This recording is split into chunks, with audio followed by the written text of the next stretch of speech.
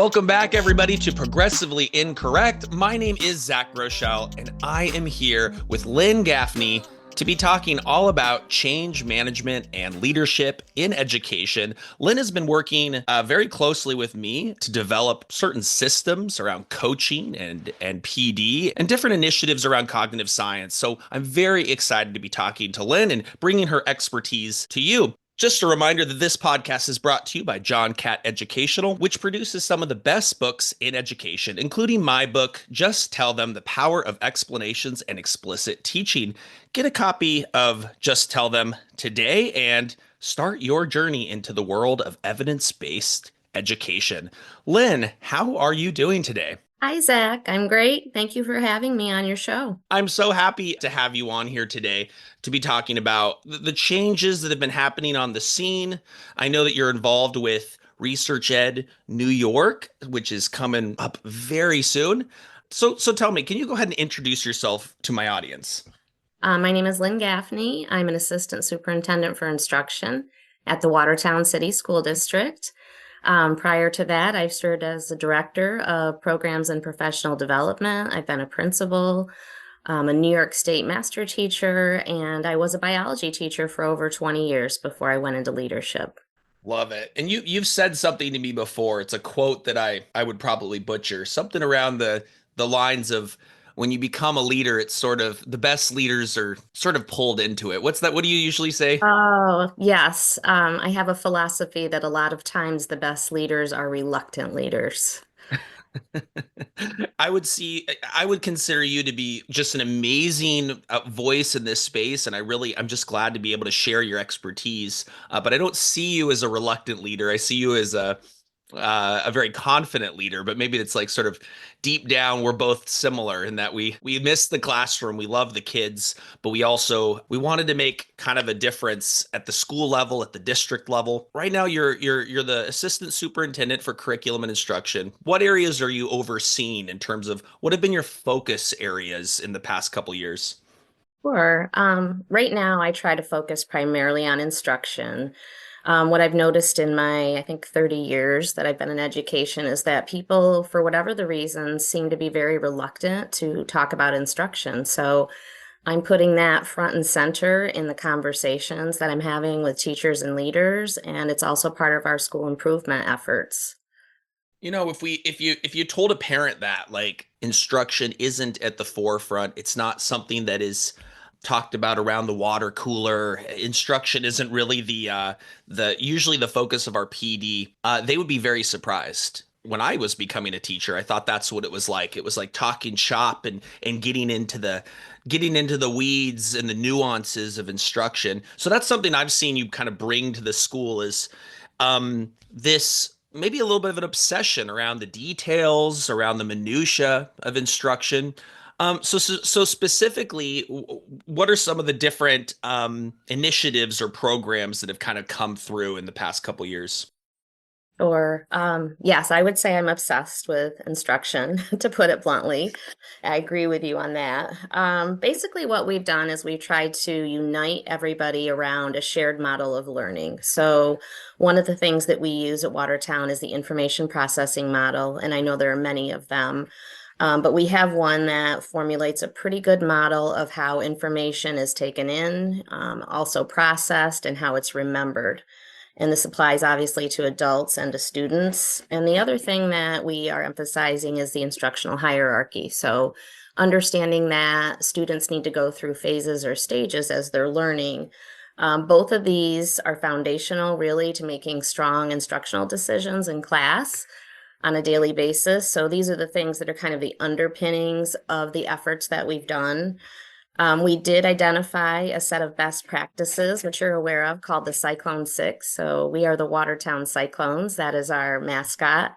And we decided to do that because we could have done, the Cyclone 20 or 30 or 50. But I think what happens when you expand your focus like that, it gets so broad that people sort of get lost in it. So we wanted to define the six best practices based on the information processing model, cognitive science, the instructional hierarchy, and then we wanted to make sure that people were very aware of these, do a lot of follow-up trainings. We've had you in our district training on some of those. I do PLCs, our instructional coaches use them. So right now we're developing that and how that's going to look in Watertown over the next 3 to 5 years. Love that. I believe that like PD and change management really is like a big system. It's just there's so many different interacting pieces, and some of these things already existed in Watertown, like maybe PLCs or department meetings and so on. So yeah, what kind of levers can you pull to kind of get this Cyclone 6 around sort of a learning science framework into classrooms, into teachers' inboxes, and into their discussions? Sure. I think the big thing is the professional development opportunities. So we obviously want to leverage any staff development days that we can to talk about instruction in the Cyclone 6, which we've done quite a bit. The PLCs, we have those that function both at the district level, which I run myself, and then the building level that the instructional coaches run. For the district level, we get very granular into these instructional practices. So I just finished up a PLC, a 5-week PLC on opportunities to respond. We will be starting one on retrieval practice in a few weeks. And so the teachers come to that. They learn a little bit about theory, they develop their toolboxes, and then they go and practice. And then they come back and we talk about it and we refine. So it's a reflecting and refinement that occurs in those. The instructional coaching piece cannot be understated as a method of professional development. So we've had all of our instructional coaches trained by both you and Jean Tavernetti. They get a lot of PD from me on a regular basis, probably more than they ever would have wanted. We meet every Friday and talk about instruction and how we can, turn things out to the staff. So those are the main ways. I think there's probably more. Oh, there's one more that's really huge. We do Principals Academy. So I meet with our principals once a month, and a large focus of that is instruction. There's a qualitative difference though to these meetings and discussions because I've been to a lot of them. Like I went to one where you rolled out like some different programs, including spring math. That was when I was there. You were sort of talking to the whole staff, or you were talking to the coaches at different times, or there was a principals meeting. And the difference for me, it's that we're talking about learning in just a much more specific, practical, and also I feel sophisticated way, right?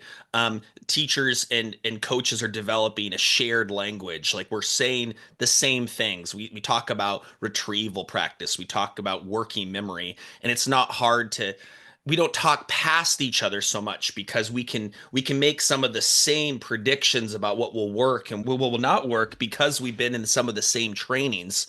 I think it's fantastic. Where would you say you are in terms of like the phases or in this continuum, like, and where do you see yourself going next with this? I'd say we're still in the beginning stages. I mean, we've had a lot of people that have hopped on board. They're coming to the trainings beyond what they get at the staff development day, that are meeting with coaches. Probably everybody in the district could tell you that there is a Cyclone 6. I don't know if everybody could tell you every little detail about the Cyclone 6. But we're looking at 3 to 5 years. So that's the other thing with teachers. They're used to different programs and trends and things being thrown at them by leadership on a regular basis. And that's not specific to Watertown. That's just education in the United States, I think. And so telling them that we're doing this, yes, we are changing, but it's a 3 to 5 year initiative. We're going to take our time, really make sure everybody's comfortable and well trained. Yeah. I mean, it's not uncommon to get get some pushback. I think it's normal, especially since teachers have been pulled and pushed around a lot with different pendulum swings and different buzzword type of initiatives.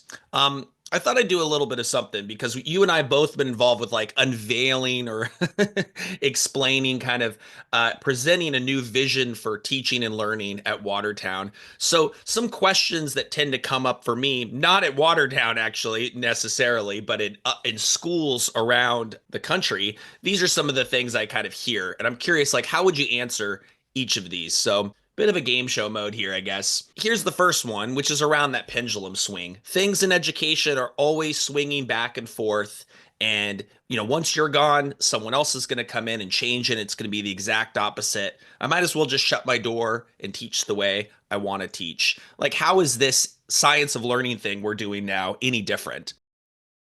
I think a statement made by a teacher in that vein needs to be acknowledged.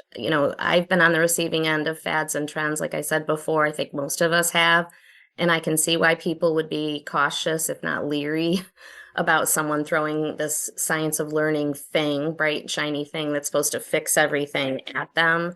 I think the difference is that the science of learning is based in decades of research in cognitive psychology. Most of the other things are, those fads and trends and programs are based in ideology. Those are two very different things.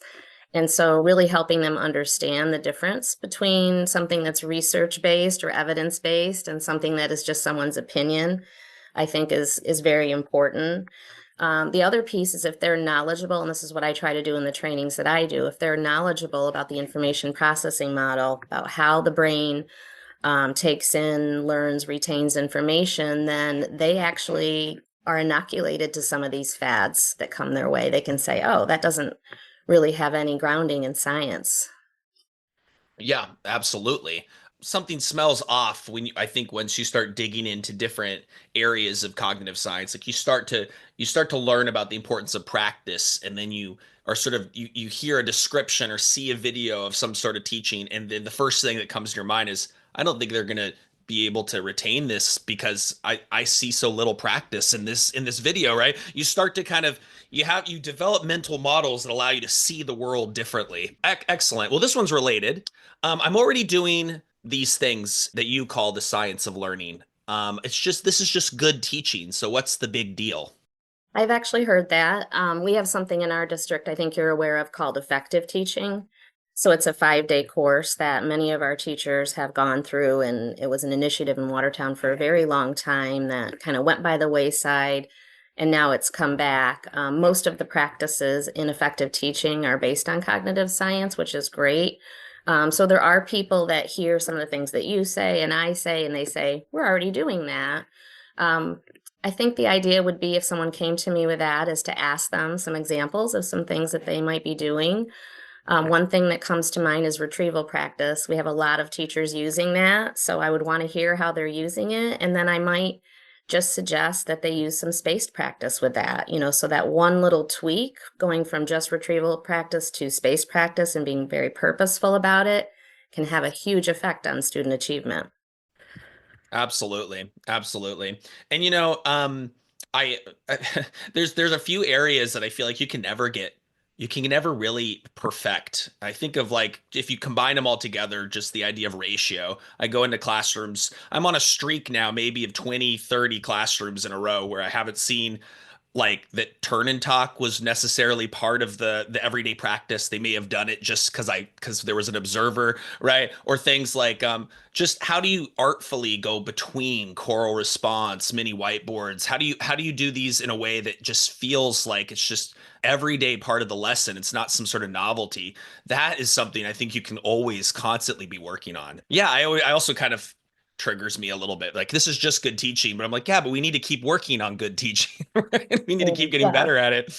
I wonder if it's fading or it's the name is changing, but this idea that we need to prepare kids for an uncertain future, sort of, it used to be called 21st century learning. And this is where a teacher might come to you and say, so I hear what you're saying. It just sounds like you're returning to kind of a back to basics kind of academic focus.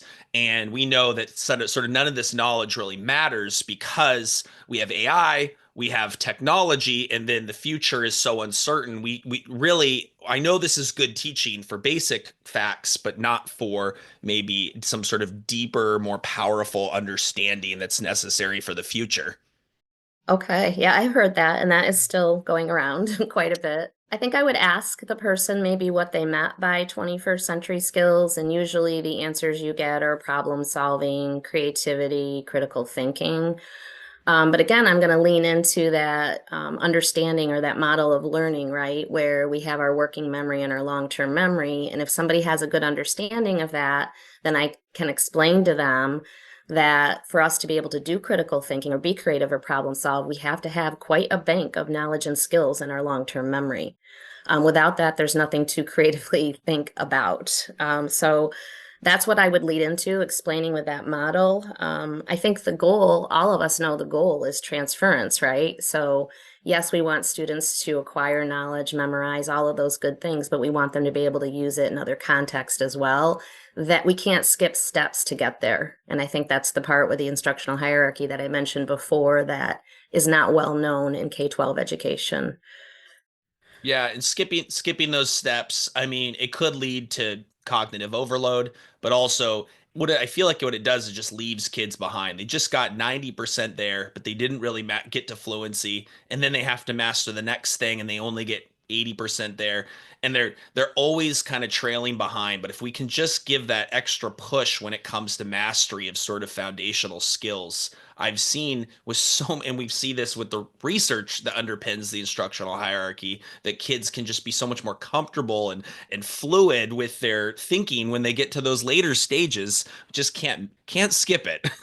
It's a matter of equity. Yeah. Don't all kids deserve that to be able to go through those stages? Absolutely. So, I mean, another one, I guess, is sort of just teachers have been told that what they were doing in the past was research based, right? They were told this is based on research. A lot of times it's sort of with like loaded brain language, like, brains are like this or brains are like that. And so they get this new very this information processing model and this kind of new vision of teaching, and they just go, you can find an article justifying any practice and research, and you're telling me one thing and someone else tells me their program is research based. So I don't even know I don't even know where to begin with this.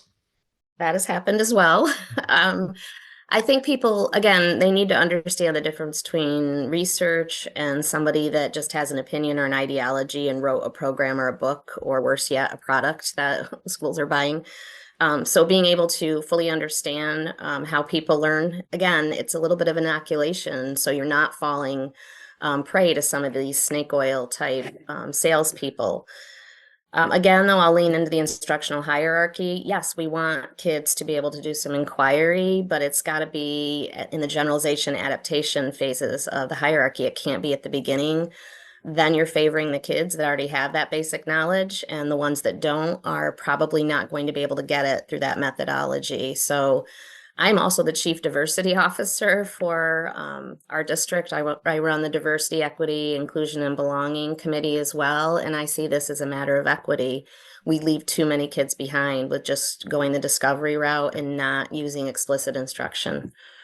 Absolutely. And I think Meg Lee really articulates this really well when she talks about evidence-based but equity-driven. I think we made a mistake somewhere. Maybe it was after COVID, but we made a mistake of not seeing grade instruction as being an important, maybe the most important lever when it comes to resolving some of these equity issues that teachers face every day or that students themselves experience. We sort of thought we could address it in other sort of non-specified ways, but teachers can control what happens in their classroom. And in doing so, we can create really well-rounded and really educated children if we just get instruction right. So that's what I'm hearing is, so you're balancing two of these different roles, both with an extra focus on instruction right now. Well, I wanted to get your thoughts on this because a lot of leaders, I feel, are sort of wrapped up in the world of our evaluation systems, our state evaluations. And I get that maybe a lot of teachers feel nervous about a lot of these changes, but also a lot of leaders really not feeling they have enough time to get this into classrooms and start coaching. What are your thoughts about the tension between evaluating teachers through these rubrics and helping teachers become better, perhaps by using an instructional coaching model? It's kind of a difficult history when it comes to evaluations. Just about 10 years, actually more than 10 years ago, when we switched evaluation systems, our evaluations were actually tied to students' performance on state test. That since has changed, but I think the association of the evaluation being kind of a scary, non-useful, intimidating type of process has sort of stuck with some teachers. For administrators, the way that evaluations are done in New York, it is very, very time consuming. And so, we only have so much time in a day to focus on all the things that we have to do. Those evaluations really don't allow, for the most part, I think there's definitely exceptions, but for the most part, really good conversations surrounding the science of learning and instruction. I think it has a lot to do with the rubrics. The rubrics are written in such a way that you cannot get the highest score unless your students are leading the class. And so there's just a lot of, I guess, division or there's a dichotomy between what the rubrics say is good instruction and what we know is good instruction at different times. That is something that frustrates me because I think even we can see that there are times that distinguished that location at the end of whatever rubric you have, if it's asking students to be the main voice or the main person leading the learning, you can see where that would be important towards the end of the instructional hierarchy. But Right. that's not how an evaluation is set up to work. You come in and you take and you spotlight a certain snapshot of instruction, and that could be anywhere. That could be in a lesson where the teacher is having all the students simply repeat back a key word and giving examples, and maybe they do a little bit of note taking, and there's no student discussion at all, and that was the one the teacher gets penalized for. It just seems absurd. I don't really understand why we even accepted these tools. We didn't have a lot to choose from, I can tell you that, in New York State. And then one of the lines that we were taught as administrators to say is, well, it's good if you live in the world of three. You might visit a four, which is the highest rating sometimes, but think of that as vacation, and three is your home. And I just think to myself, that's like telling a student they can never get an A, or they may get an A on an odd occasion, but they should just be happy with Bs. And I think it's sort of demoralizing for teachers to feel that way about their evaluations. Yeah. There's another thing that comes out of this is the administrators saying, and they're just being honest because it's what they've been told to do, but saying that they're in there and they have to find something wrong. They have to pinpoint something, right? And to teachers, that's just like, well, okay, so what are they going to find next? And it automatically destroys any possibility of a coaching conversation or of an honest feedback conversation, knowing number one, this is evaluative, and number two, they have to find something. So how much do I really trust that one thing is really the best lever for my teaching anyway? Yeah, exactly. And then that does happen. I hope it doesn't happen locally, but the other thing I noticed when I was still in the classroom is that a lot of times the people that were conducting my evaluations didn't have a very good understanding of instruction themselves. So even when they were offering me feedback, it might not have been well informed, and it wasn't necessarily something that was actionable for me. Well, yeah, it's sort of big, wide, non-granular steps, right? And you're not going to see them for another few months. So take this kind of paragraph. It's a little bit like end of year narrative feedback for a student, right? It's like, well, okay, see you after the summer, right? There's like the chances of them taking that in and changing something that's specific to the next lesson or the next week is very, very slim. I asked this question because it's been a bit of an obsession of mine because this is the one thing stopping instructional coaching in a lot of districts is that the principals just admit that is what occupies most of their time and they're not ready to take that next step. But you've had some discussions with really eager principals who want to return as coaches. Like what have those discussions been like? Great discussions, because we just take the rubric and it's not even part of the discussion. We just put that aside and we talk about learning, we talk about instruction. Our district has done a lot with literacy, so we spend a lot of time on reading instruction. And I think the principals feel, I don't want to speak for them, but I think they feel relieved that we can just talk about good instruction and we don't have to have the conversations about some of the I don't want to say crazy, but some of the more extreme parts of the rubrics that are not going to be helpful for improving teacher practice. Like, I remember I was coming down to Watertown, and just the day before, I was supposed to present to the whole school about this minute change to how they were to be evaluated. Like they had to choose a goal that was maybe it was quantitative or whatever it was. It was so tiny, and we know these things don't get teachers fired or give them a big bonus or anything like that. We know that there's not a real big difference that could happen for the very vast majority of all teachers.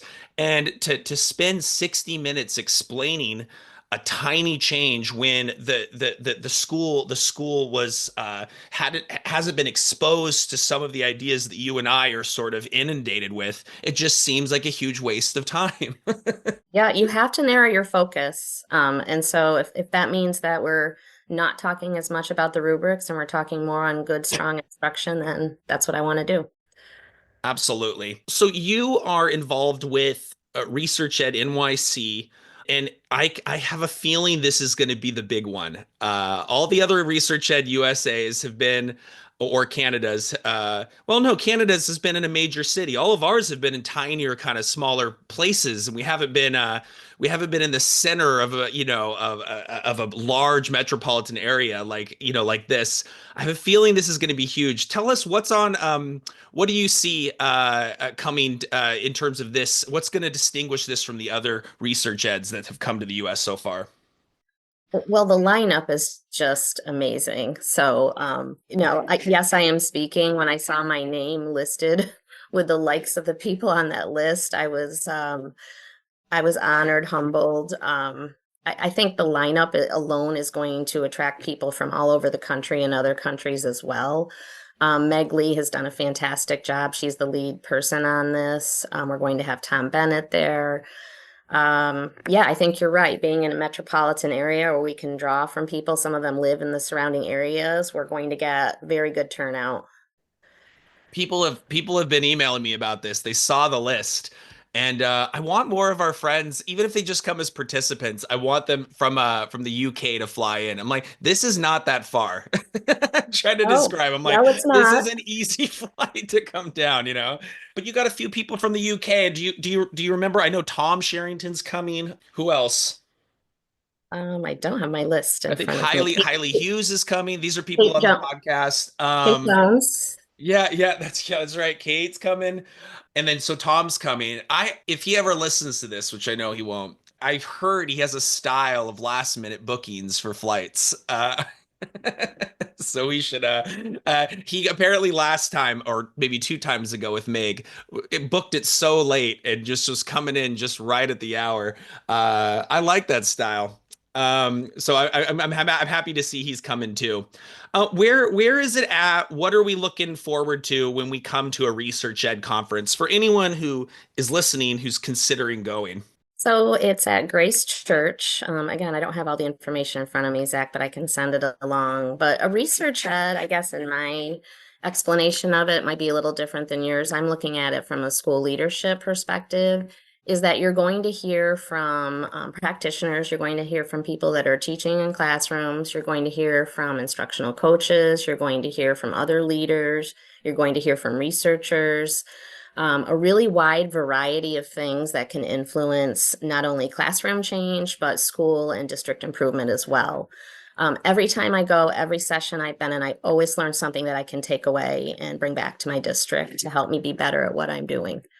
Absolutely. There's something about the research ed sort of the ethos or just the attention to evidence and to giving teachers something to take away in that very quick 40-minute time period that I just love. And sometimes some of the same ideas everyone's kind of grappling with kind of go around that same conference, and we're all talking about growth mindset for some reason, right? We're all like, wait, what was that, right? And we talk about it in depth, and you come away like, I feel like having a better idea of the state of the science than you did before, or what everyone's talking about in terms of the science.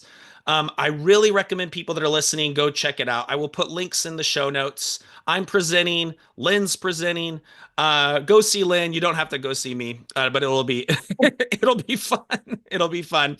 So here's my final question for you, and I think this is for people who are tuning in who are into the leadership space or the policy world or They're really trying to see how we can improve how what we do at the top in terms of we know a ground up kind of a grassroots movement in research ed is occurring, but how can the superintendents help each other and help these initiatives go forward? So if you were to advise another superintendent who wants to improve their district, where would you start?